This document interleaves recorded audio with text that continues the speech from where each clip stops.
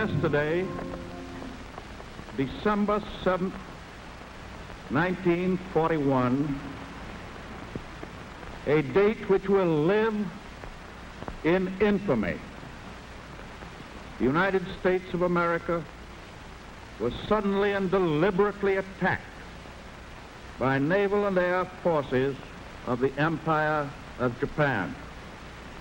The United States was at peace with that nation, and at the solicitation of Japan, was still in conversation with its government and its emperor, looking toward the maintenance of peace in the Pacific.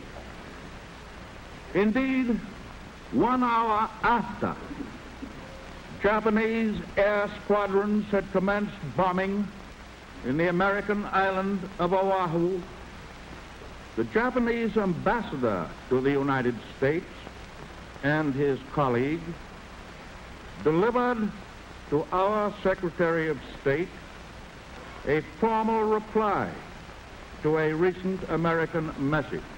Japan has therefore undertaken a surprise offensive extending throughout the Pacific area. The facts of yesterday and today speak for themselves. With confidence in our armed forces, with the unbounding determination of our people, we will gain the inevitable triumph, so help us God.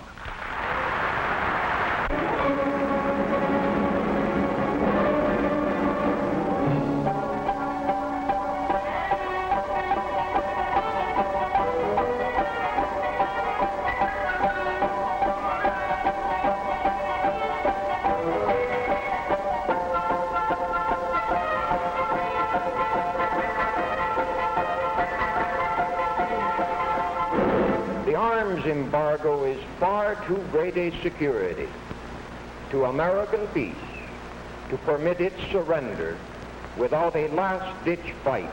You people who oppose war and dictatorship, do not be dismayed, because the warmongers and the interventionists control most of the avenues of propaganda. At this critical moment in the world's history, when the democracies of Europe are facing the test of life or death, all Americans are of one mind. We want to assist the democracies in every way we can with materials and supplies. England is the last and only barrier between the United States and total war. Our aid must not come too late. Therefore, we must give President Roosevelt power to set in motion an industrial blitzkrieg that will make it possible for England to blast Hitlerism from the face of the earth. It was fully and freely debated. Men were stamped interventionists and isolationists, and the debate grew bitter. Into this free debate trooped the agents of the aggressors, for they too were permitted to speak in our democracy. They wore Hitler's uniforms, but they wrapped themselves in the American flag. They preached the doctrine of racial and class hatred, for Hitler had said America could be conquered from within and fall as an overripe plum to the Nazi master race.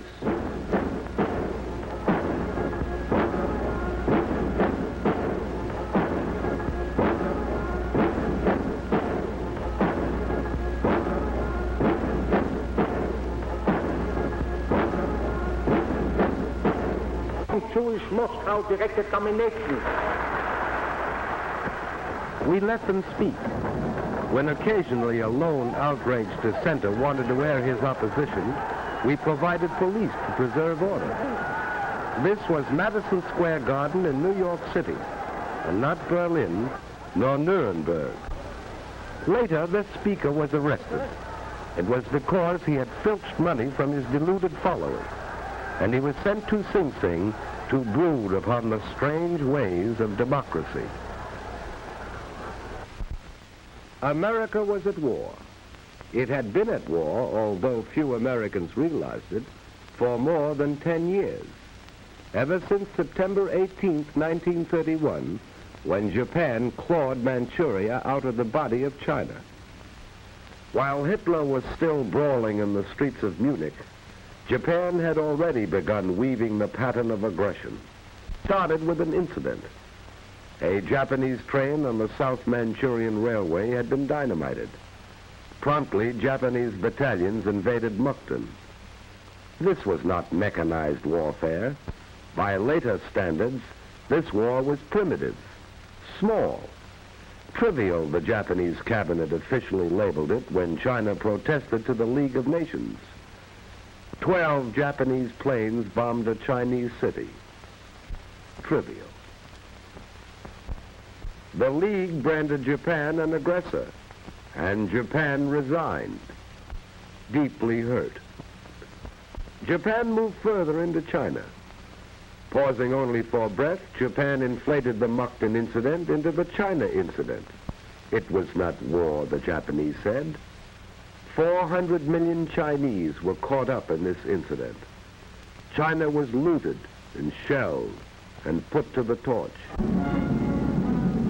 Chinese forces united under Generalissimo Chiang Kai-shek were pressed back by the invaders. China moved her armies and her meager war industries far into the interior. The Chinese fought on not so much with weapons as with space and time. And the warriors of Japan, still breathing the spirit of the samurai in an era of machines, adopted Western methods of warfare as they had adopted Western clothes and architecture and music. And the Japanese warriors dreamt of the conquest of Asia and then of the world. And their emperor invoked the blessings of the divine upon this dream.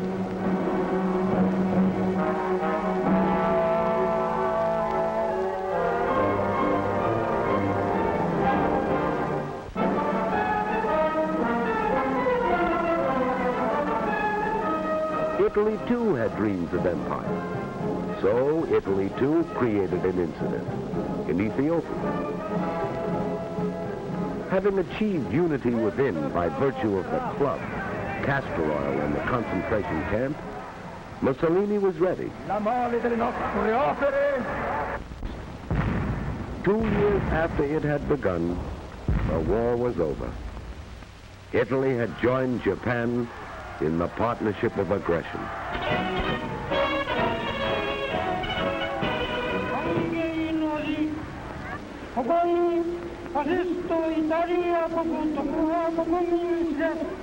Il saluto che io vi rivolgo è diretto a tutto il popolo del Giappone, tutti gli italiani, ed ha fondato un impero.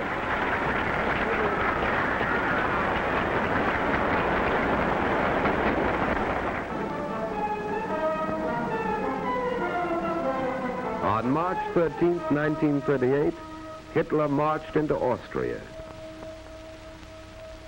The trinity of aggression was complete. 4 years Hitler had planned and plotted. So Hitler marched into Austria. His conquest was bloodless. It was not entirely bloodless. German and Italian forces had been fighting in Spain. General Franco had revolted against the Republican government. He invited and received German and Italian aid. The duly elected government received some Russian aid. The democracies evolved a formula of non-intervention. The dictators brushed this aside. Here was opportunity for a dress rehearsal for full-scale war, an excellent chance to test new weapons and tactics. The Spaniards were the guinea pigs, men, women, and children. It was a long war, ended finally by hunger.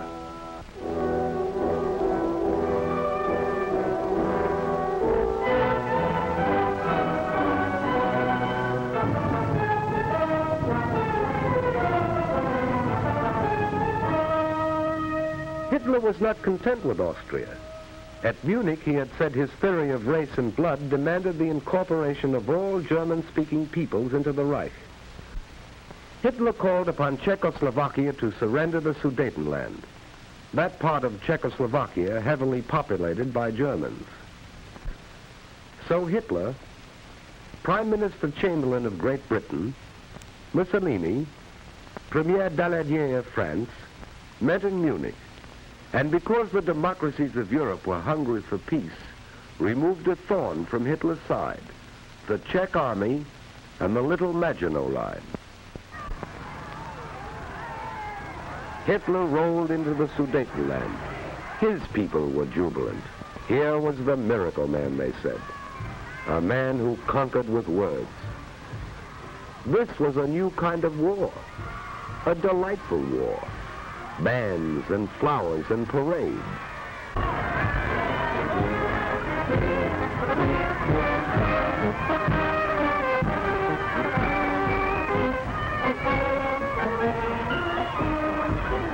Hitler told his people he was content. He wanted no more territory. He guaranteed the integrity of the mutilated Czechoslovak Republic. Thereupon he paused to rest, and then marched into Prague. The Republic was destroyed. The democracies had lost a valuable ally.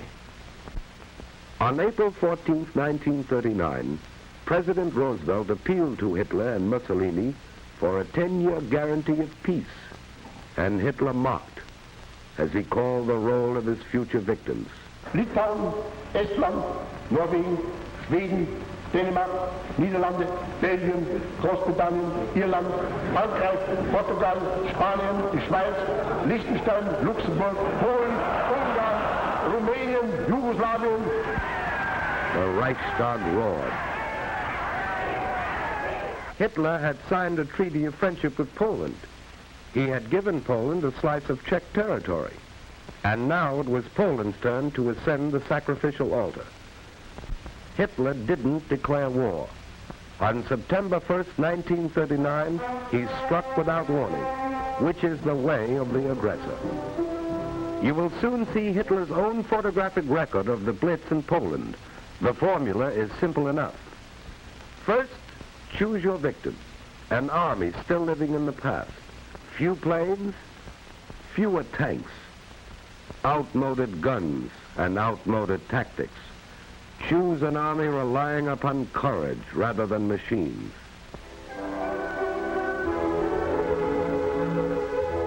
Then, mass your bombers. Load with your biggest bomb.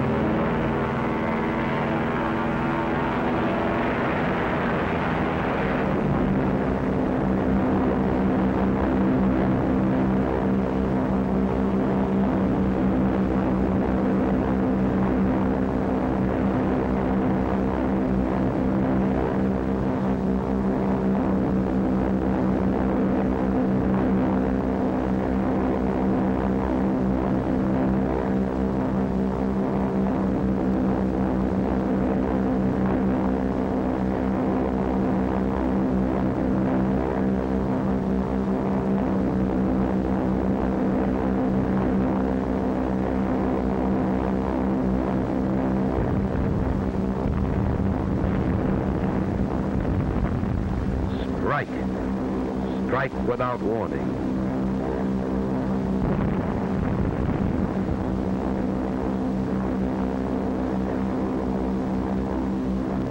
Destroy his inadequate air force on the ground. Blast those who escape out of the air.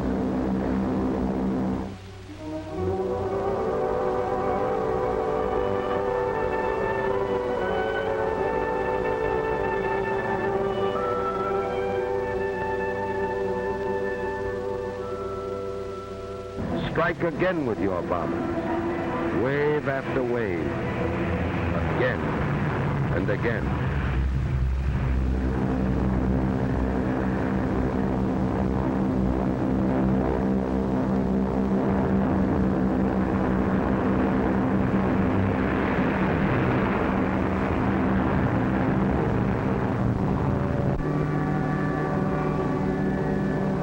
Strike at the railroad, for then the victim cannot mobilize. It cannot move men and supplies. Its armies are isolated.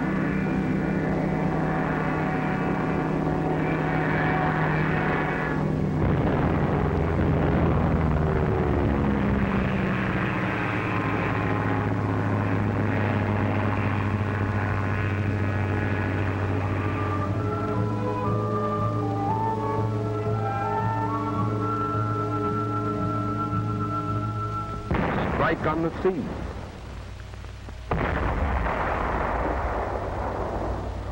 Strike on land, with tanks against horses, giant guns against sabers and rifles. Choose your time carefully, making sure the weather favors your machine.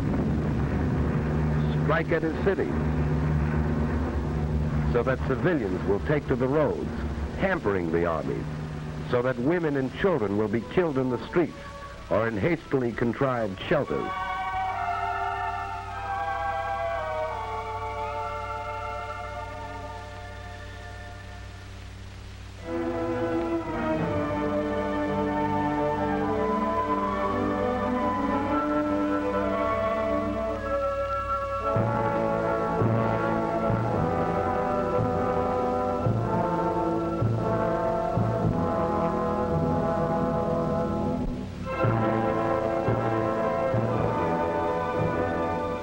Strike again. Repeat the dose, day after day, and then add a drop of treachery in the form of fifth columnists. This was Warsaw. Repeat for 18 days. One Nazi pincer cuts the Polish corridor. Another races to Krakow. From East Prussia, another army moves on Warsaw. Encircled, bombed, shelled, and starved, Warsaw surrendered. Now, over the roofless city, send your Luftwaffe sailing leisurely to photograph your handiwork.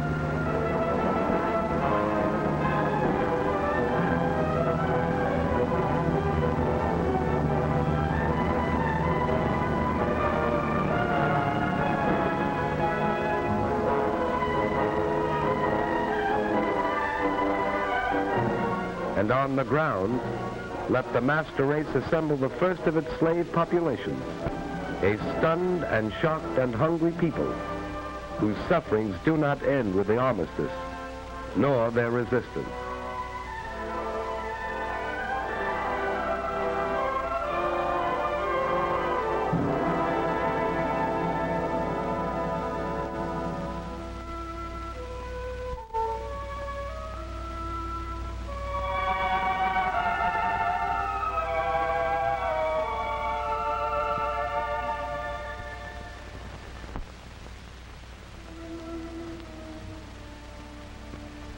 Now, gloat.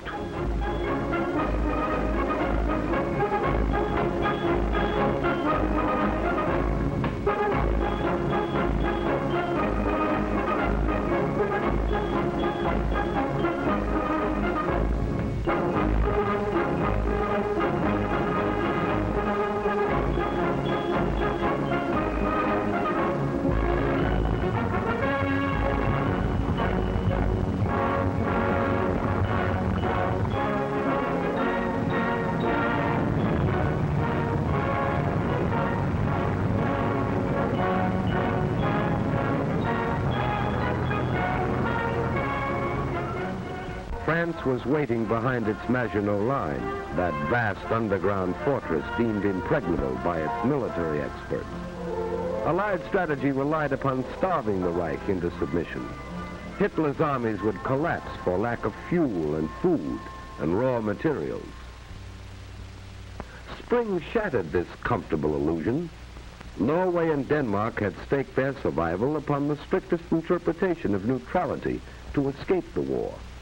Their sympathies were with the Allies, but they took extraordinary precautions to avoid offending Hitler.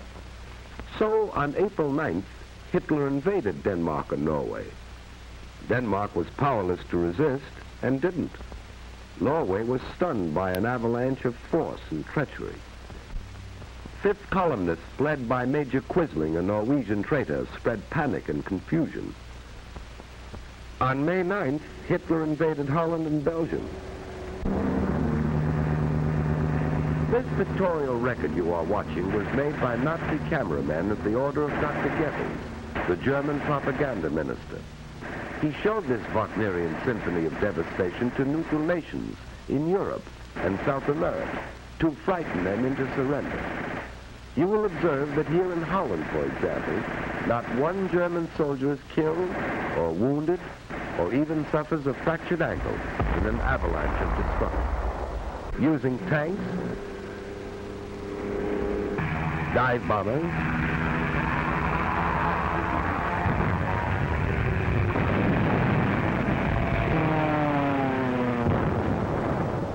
big guns,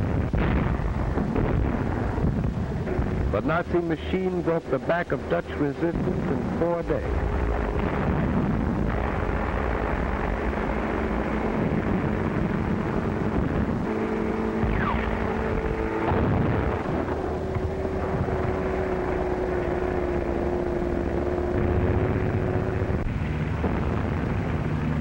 This was Rotterdam, bombed after the Dutch forces had surrendered.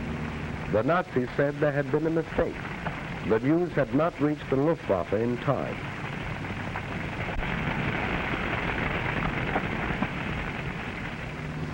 And the next morning, reconnaissance planes flew over the city as they had flown over Warsaw, recording for the propaganda ministry another tribute to the efficacy of the Luftwaffe, while Rotterdam buried its dead, as Warsaw had, and formal negotiations for surrender were duly completed.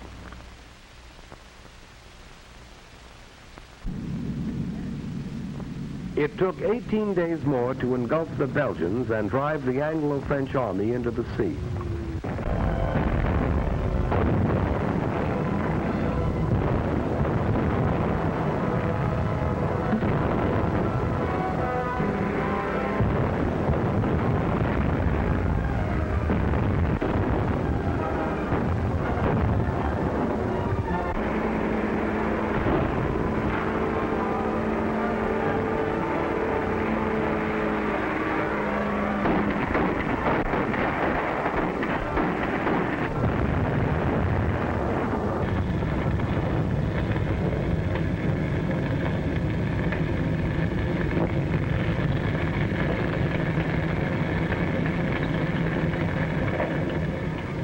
This was the Belgian cathedral city of Louvain, scarred in the First World War and restored anew, and again it fell victim to the invaders. Again its inhabitants took to the roads to escape the pursuing fire.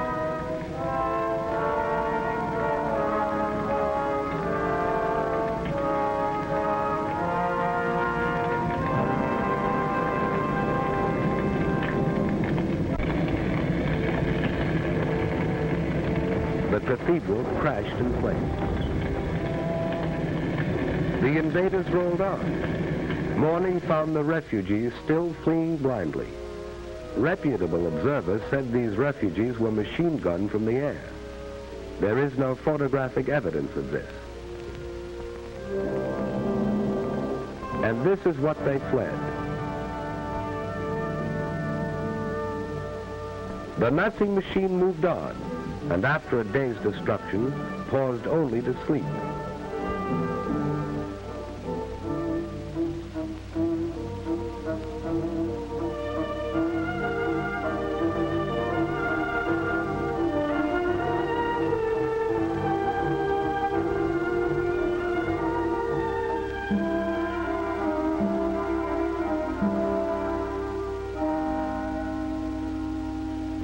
This was Antwerp, where the democracies had fired oil tanks as their armies retreated.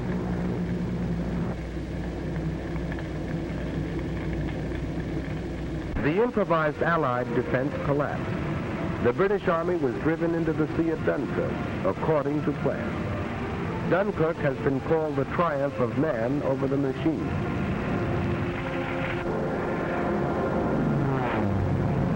To challenge the dye bombers, Spitfires rose from British bases and fought for the domination of the air over the desolate beach, while ground forces continued a stubborn rear guard action.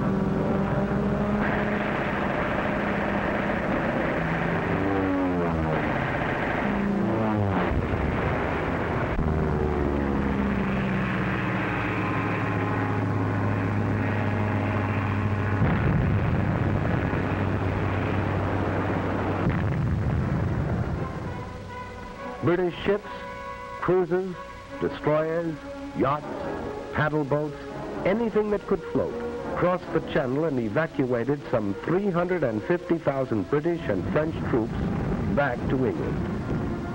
For the British were determined to save their men. Here in the wreckage was the story of the epic evacuation. Men walked into the sea and swam to their rescuers. They couldn't take their weapons, trucks, tanks, or guns, but men were saved to fight again. Having slashed through Luxembourg, Belgium, and Holland, 5 German armies fanned out across France. Treachery and incompetence had doomed the nation that only a decade ago had been leader of Europe. Now the campaign mounted in fury as France crumbled.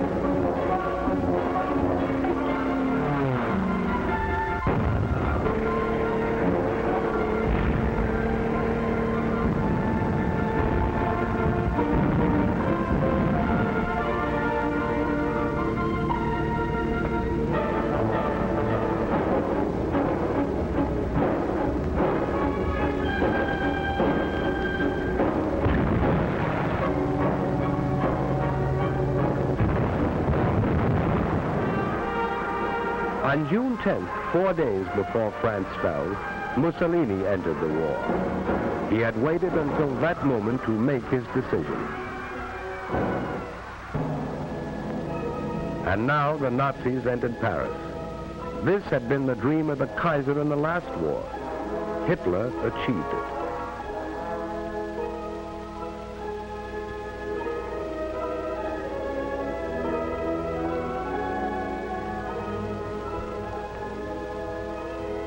And the Maginot Line was still there.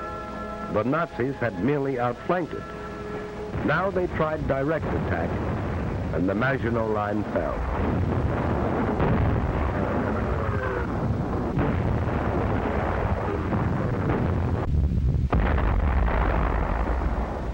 The First World War had ended officially in this railroad car, where Marshal Foch had received the delegates of the vanquished Germans.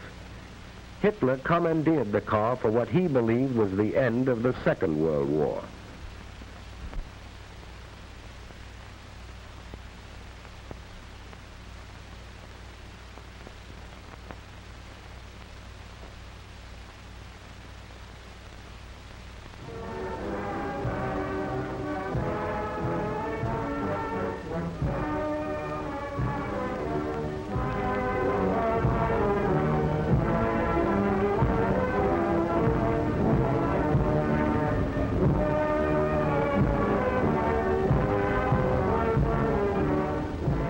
Here at Compiègne, Vichy was born. Hitler was happy.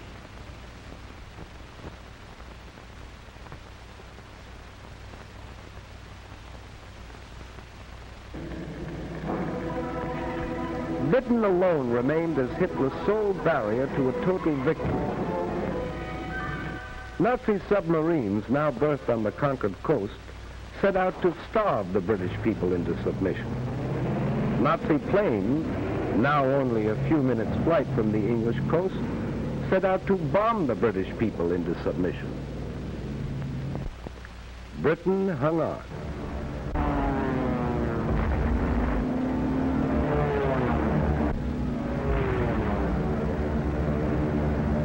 They bombed railroads and factories to disrupt transportation and war production. They bombed by day, and when the Royal Air Force smashed more than 180 of the bombers out of the sky in one session, they bombed by night. The face of London changed. Historic landmarks disappeared. Night after night, London was left a sea of fire.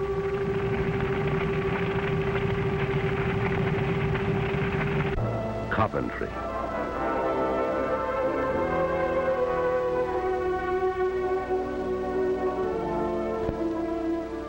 Air armadas appeared over these cities through the fall and winter of 1940 and well into the spring of 1941. Wreckage was cleared and production continued. A new army was created, equipped with new weapons. And Hitler, frustrated, turned east. If this were to be a long war, he would need Russian oil and Russian wheat. So he proclaimed himself anew the archenemy of communism, despite his earlier plea to the German people that National Socialism and communism could live side by side. Now he told them he didn't mean what he said before, but he did mean what he said before that. Military spokesman in Berlin said the Red Armies would be encircled and destroyed within 6 weeks. Its remnants would retreat back of the Urals. There the Japanese could deal with them at the proper time. Joseph Stalin rallied the Russian people. Soldiers and civilians responding with a unanimity that amazed a world that had heard much and knew little of them, rose to repel and harry the invaders.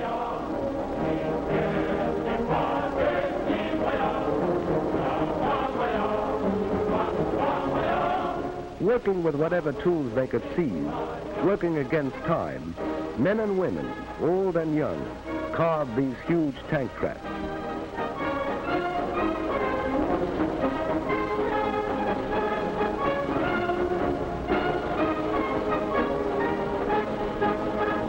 Weapons were distributed to civilian guerrillas assigned to operate back of enemy lines. Anti-aircraft guns swung into place to battle Luftwaffe advance units.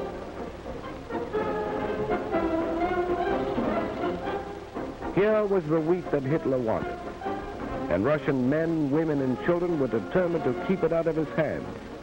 They would have neither food nor shelter. Factories worked day and night, for the Russians knew this was a war of machines. Entire plants were moved east, complete with workers. Weapons of war poured out of these factories, and the Germans, as well as the rest of the world, discovered the Russians had tanks to meet tanks and planes to meet planes. The Russians retreated, but not without inflicting sizable casualties.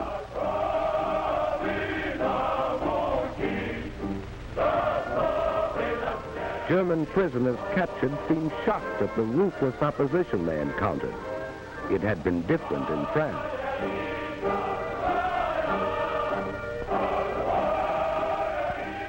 Winter found the Russian army still intact. German casualties mounted until they were counted in the millions.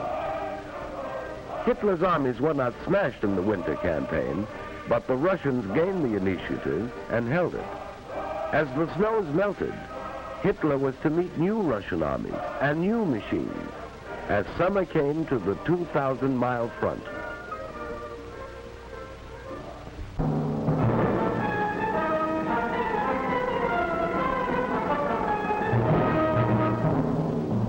We were not sufficiently on the alert in Hawaii. The Japanese won a series of spectacular victories in the Pacific. Under General Douglas MacArthur, American and Filipino forces fought a fabulous delaying action in the Philippines. Manila was bombed, although it was declared an open city. Because of vast distances, it was impossible to send supplies or reinforcements, and Bataan fell only when Americans and Filipinos had eaten their mules.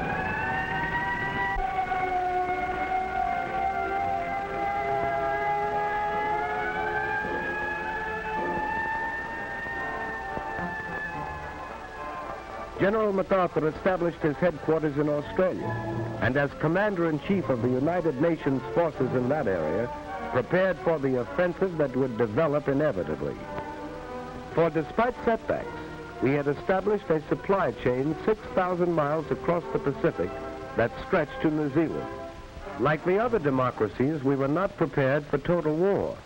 Fortunately, under the Lend-Lease Act of March 1941, we had set out to become the arsenal of the free and fighting nations.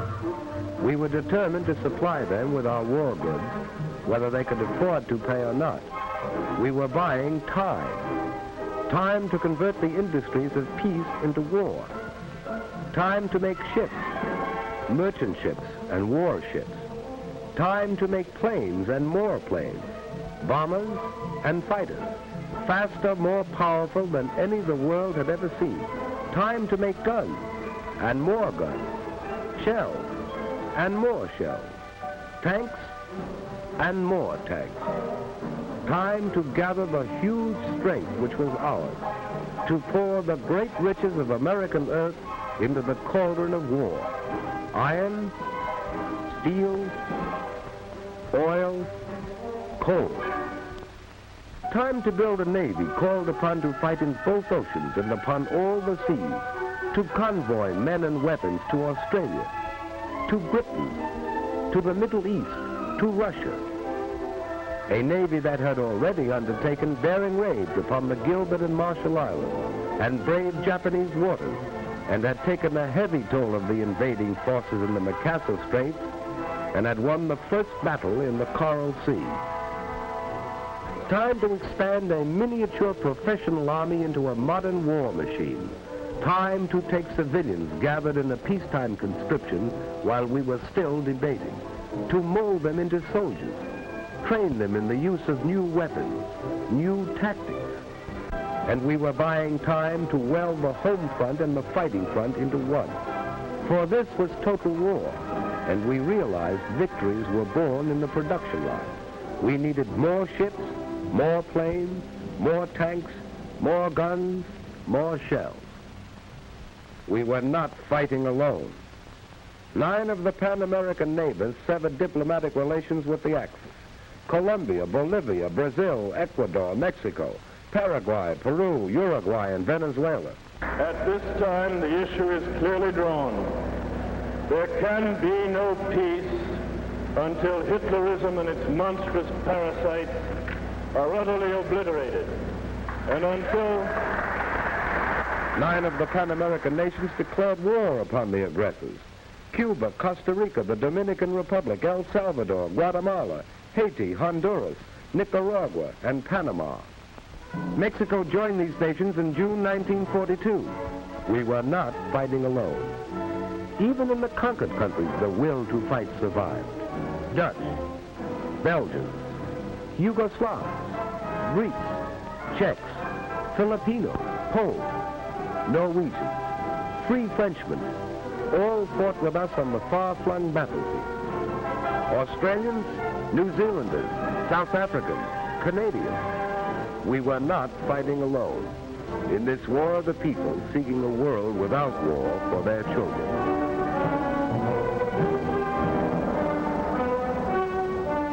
Britain, growing steadily stronger in its 3rd year of war, sweeping the skies of conquered Europe, harassing the enemy with commando raids, sending forth huge armadas of bombers over German cities Hitler promised would never be attacked.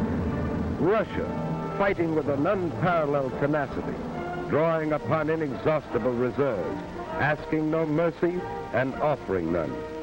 China, knowing the patience of an ancient civilization, surmounting handicaps that would have destroyed other nations, fighting on as it had fought alone.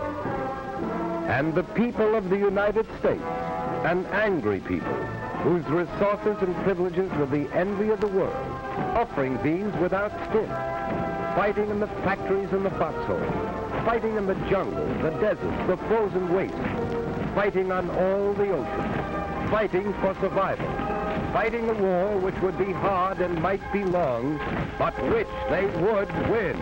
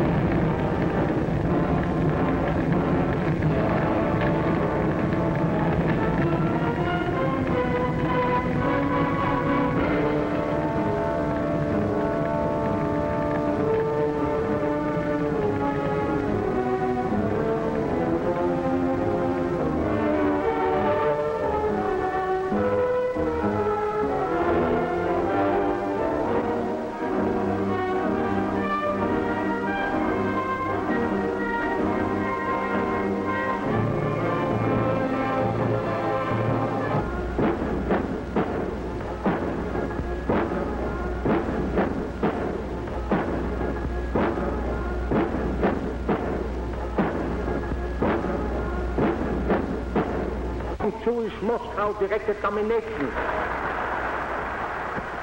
We let them speak. When occasionally a lone outraged dissenter wanted to air his opposition, we provided police to preserve order. This was Madison Square Garden in New York City, and not Berlin nor Nuremberg. Later, this speaker was arrested. It was because he had filched money from his deluded followers, and he was sent to Sing Sing to brood upon the strange ways of democracy. America was at war. It had been at war, although few Americans realized it, for more than 10 years.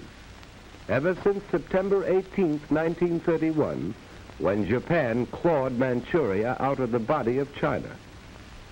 While Hitler was still brawling in the streets of Munich, Japan had already begun weaving the pattern of aggression. Started with an incident. A Japanese train on the South Manchurian Railway had been dynamited. Promptly, Japanese battalions invaded Mukden. This was not mechanized warfare. By later standards, this war and the interventionists controlled most of the avenues of propaganda. At this critical moment in the world's history, when the democracies of Europe are facing the test of life or death, all Americans are of one mind. We want to assist the democracies in every way we can with materials and supplies. England is the last and only barrier between the United States and total war. Our aid must not come too late. Therefore, we must give President Roosevelt power to set in motion an industrial blitzkrieg that will make it possible for England to blast Hitlerism from the face of the earth. It was fully and freely debated. Men were stamped interventionists and isolationists, and the debate grew bitter. Into this free debate trooped the agents of the aggressors, for they too were permitted to speak in our democracy. They wore Hitler's uniforms, but they wrapped themselves in the American flag. They preached the doctrine of racial and class hatred, for Hitler had said America could be conquered from within and fall as an overripe plum to the Nazi master race. delivered to our Secretary of State a formal reply to a recent American message. Japan has therefore undertaken a surprise offensive extending throughout the Pacific area. The facts of yesterday and today speak for themselves. With confidence in our armed forces, with the unbounding determination of our people, we will gain the inevitable triumph, so help us God.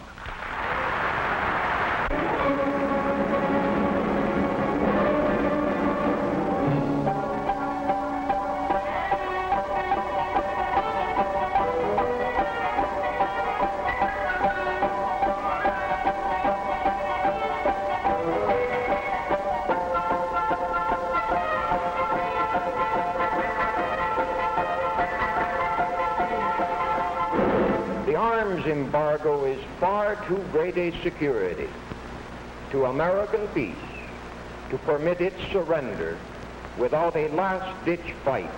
You people who oppose war and dictatorship, do not be dismayed, because the warmongers...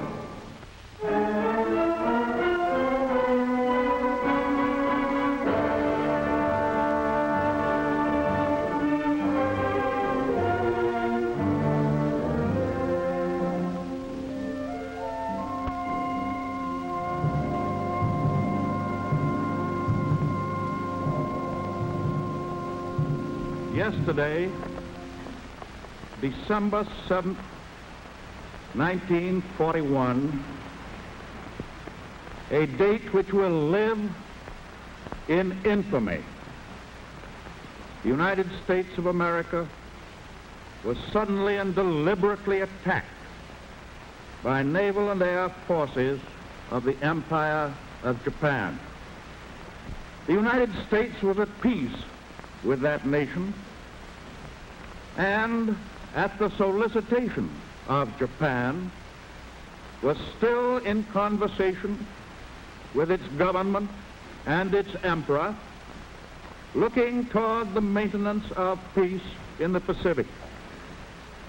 Indeed, 1 hour after Japanese air squadrons had commenced bombing in the American island of Oahu, the Japanese ambassador to the United States and his colleague